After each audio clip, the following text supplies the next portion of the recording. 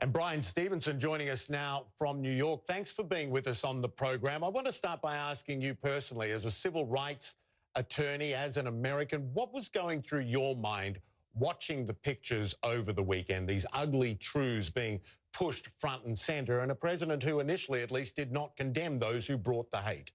Well, it just reminded me of how much work we have to do in this country to confront our history of racial inequality. I mean, I think we've been indifferent. We've been silent for a very long time about this history. We haven't confronted it.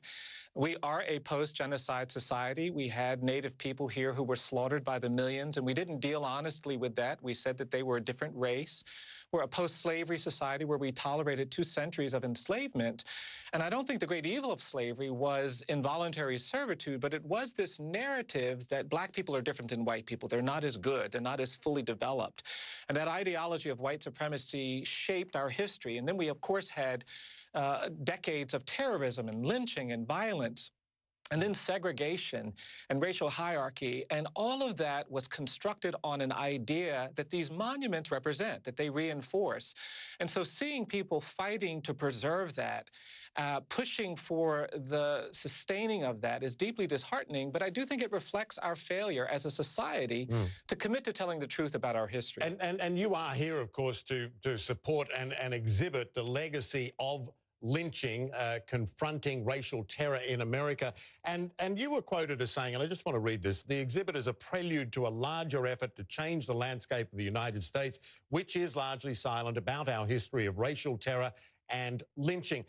Speak to that. Why has there been that silence, and how does it play into what we saw in Charlottesville? Well, as I said, I do think that, the North may have won the military war during the 19th century, but the South won the narrative war. They were allowed to sustain this belief that the effort to preserve slavery was noble, that the architects of slavery were great people, and that romanticizing of our history created a real cost. We put up these markers, these monuments, these icons to celebrate an era of white supremacy, and that led to violence and terror. We had decades of lynching, and then segregation and Jim Crow and this codified racial hierarchy, and we really haven't had the capacity. When you're dealing with enslavement and you're trying to get free, you have to focus on slavery. When you're dealing with lynching and you're trying to stop the violence, you focus on lynching. When you're dealing with segregation and codified racial hierarchy, you deal with that. And we're just getting to the point where we can start talking honestly about how we have to change the cultural landscape. I live in Alabama, where there are hundreds of memorials and monuments dedicated to the Confederacy.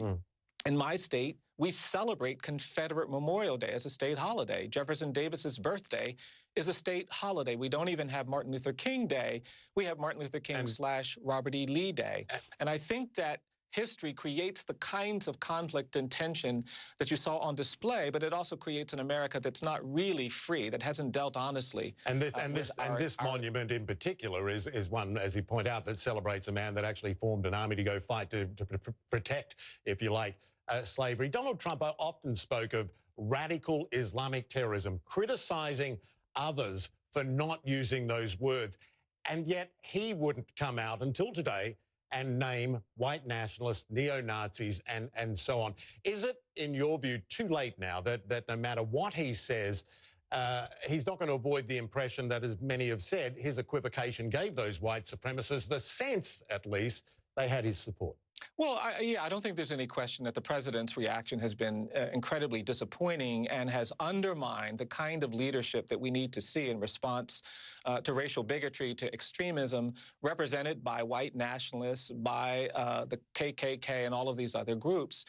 And in fact, I actually think the president using the rhetoric of law and order doesn't help very much either. I mean, we can prosecute the young man who drove his car into that crowd, and we can hold him accountable. But there's a bigger problem.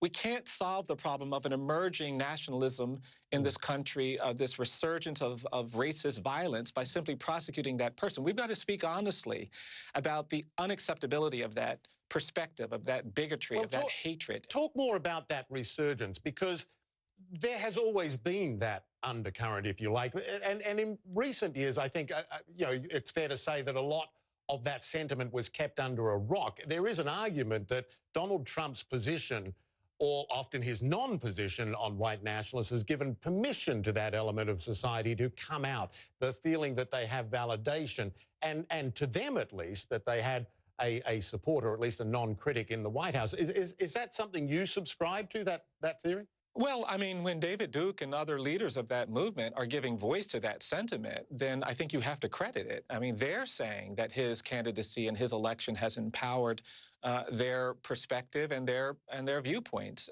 There were a lot of people who've been very critical of some of his appointments because they have been aligned with some of these perspectives.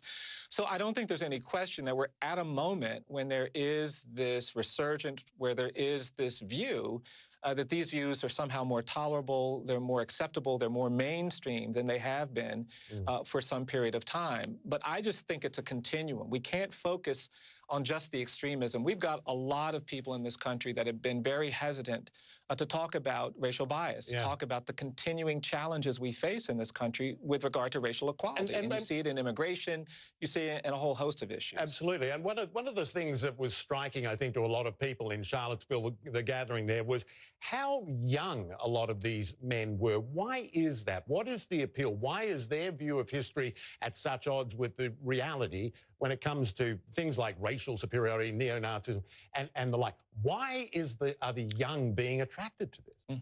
Well, no one is born hating another person because of their color. You have to be taught that. And I think we haven't done a good job of disrupting that kind of teaching. And I think the real problem with these Confederate monuments and memorials is that they they accommodate a certain worldview that is very racialized, where white supremacy isn't seen as some great evil.